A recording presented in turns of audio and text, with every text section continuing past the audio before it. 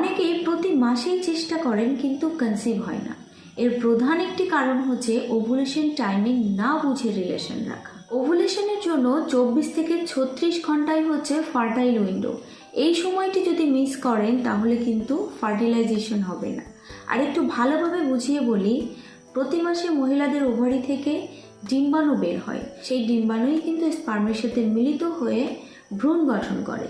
তো যদি আপনারা ওভুলেশন টাইমিং না বুঝে রিলেশন করেন তাহলে কিন্তু ফার্টিলাইজেশন হবে না।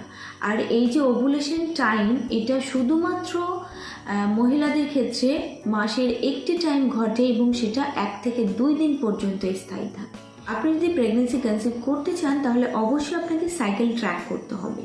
আপনার পিরিয়ড সাইকেলের মাঝামাঝি সময়ে কিন্তু ওভুলেশন দিনটি আসে। আপনার সম্পূর্ণ মাসিক চক্র থেকে 14 দিন বাদ দেবেন।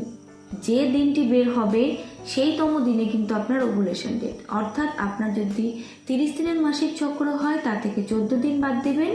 16 দিন থাকে তো 16তম দিন কিন্তু আপনার ওভুলেশন ডেট। তো এই 16তম দিনের 2 দিন আগে থেকে 2 দিন পর পর্যন্ত রিলেশন রাখলে কিন্তু কনসিভ হয়। যদি অনেক দিন ধরে চেষ্টা করেন এবং ব্যর্থ হন তাহলে অবশ্যই সময় বুঝে রিলেশন করুন। তারপরও যদি কনসিভ না হয় তাহলে অবশ্যই ডক্টরের পরামর্শ নিতে হবে।